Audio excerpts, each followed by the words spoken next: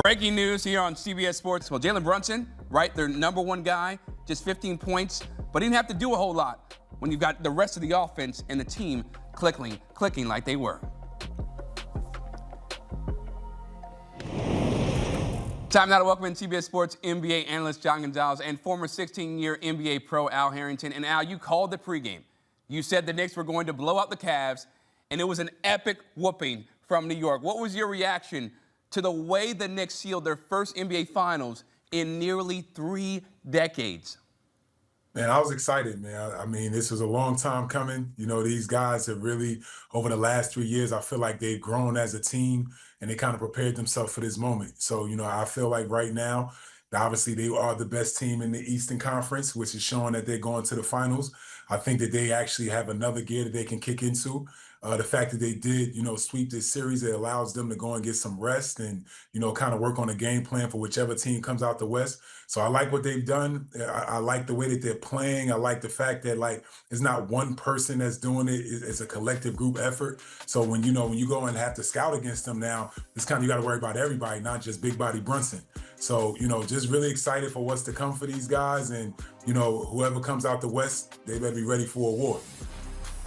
Congrats to Al. Congrats to New Yorkers everywhere. Congrats to Knicks fans. It's going to be a party in New York tonight. But when Al says that he thinks that they have another gear left, that's terrifying. They've been so good in this postseason. They've won 11 in a row. They've won 6 straight on the road. Here's something for you guys. They have, over this 11-game winning streak, the best point differential in NBA history. Not just in the postseason or the regular season. The NBA has never seen a run like this in its history. And as Al said, it's not just the Jalen Brunson show, right? Everybody is contributing. There's so many different ways that the Knicks can beat you. Karl-Anthony Towns has been excellent. OG Anunoby, who I thought before he hurt his hamstring was the best two-way player in the playoffs. He looks healthy. He's back. Mikal Bridges, he didn't shoot the ball well tonight, finally, but prior to that, he couldn't miss. Josh Hart does everything. That bench has been really good. The Knicks beat the Cavs everywhere. After that first 3.5 quarters in game 1, the Cavs got absolutely swamped, and that was true again tonight. The Knicks won the turnover battle. They crushed them in the paint. They won on the glass. They won in the bench. They won in the fast break points. So when I was saying that they still got another level to go, I'm terrified to see what that might look like, but it's going to be fun once they, now that they're in the NBA Finals. Absolutely, yeah. They can go to another level. Look out the Thunder and San Antonio, or San Antonio. Now, it's been quite the ride for New York, making their first NBA Finals since 1999. They went through countless head coaches and executives, even firing Tom Thibodeau in the same season they made the conference finals for the first time since 2000. And Al, when you think about where this franchise was before Jalen Brunson arrived to where they are now after the trades for Cat, OG, Mikal Bridges, what stands out to you the most?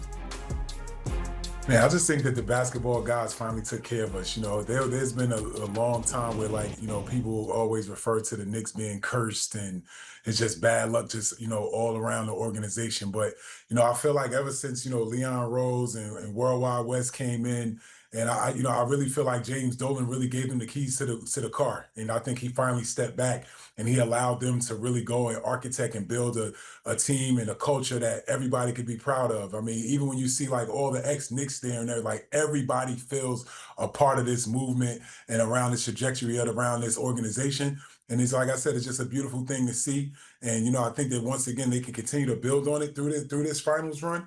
And, you know, if we can win this championship, which I really believe, and like I mentioned, I already put my foot down saying that this is our year. I just feel like this organization just needs it. This city needs it. You know, hopefully they know how to act, you know, once we do with it and we don't burn the city down. So there is a city to have afterwards. But, you know, the city really deserves it. You know, so many loyal Knicks fans. Look how they travel. I mean, you know, every stadium that they go into, you know, you hear "Let's Go Knicks" chants over the home crowd. So they just out, this fan base really deserves it. This team deserves it. They've really worked hard. Mike Brown, everything that he's been through, it just seems like it's just the perfect timing for this team. Yeah, let's see how it goes on how they act tonight first, Al. But yeah, congrats to Knicks fans again. But you hit on something there with Leon Rose, who's the architect of this thing, right? He goes and gets all 5 of the starters that you see on this team that are now in the finals for the first time since 1999. He goes and gets Jalen Brunson. Mavs let him go. People aren't really sure if Jalen Brunson can lead a team. Boy, that's asked and answered. They could have just sat on Julius Randle, right?